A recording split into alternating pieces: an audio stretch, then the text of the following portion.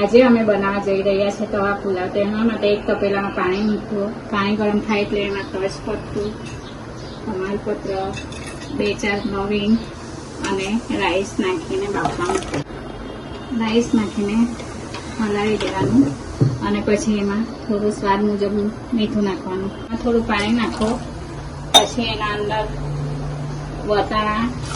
બટાકા, ગાજર બધું બાફવા મૂકું.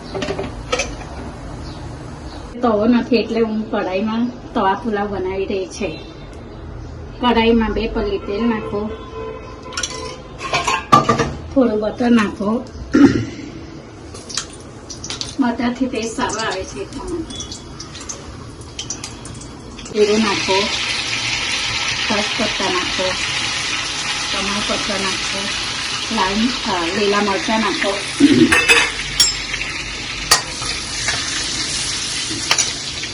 પછી અંદર કાંદા નાખો. કાંદાને બહુ બ્રાઉન નથી કરવાના. કાંદા થોડા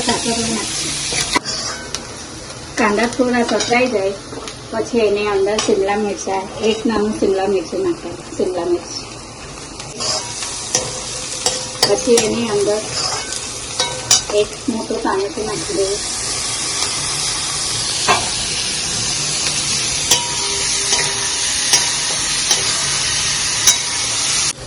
હવે એમાં આદુ લસણની પેસ્ટ નાખો. પેસ્ટ નાખીને થોડું મિક્સ કરી દો.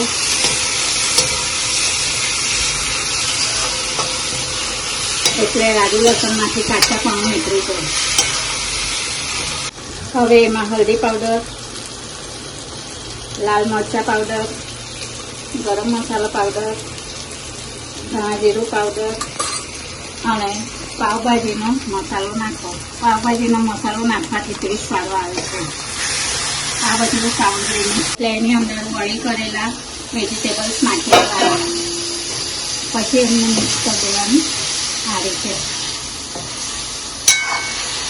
5 મિનિટ મિક્સ કર્યા પછી એની અંદર થોડું કોથમીર છોડી દેવાનું.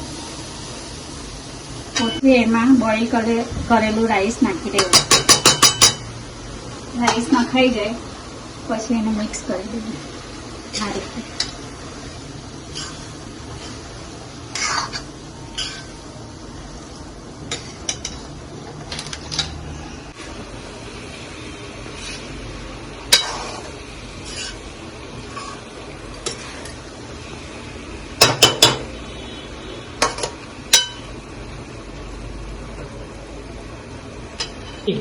મિક્સ થયા પછી આ રીતે અંદર એક લીંબુ નીચવી દેવાનું.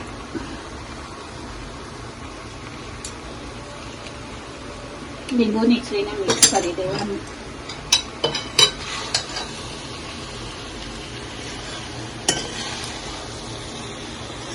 સ્વાદમાં એકદમ ટેસ્ટી ચટાકેદાર તવા પુલાવ રેડી છે.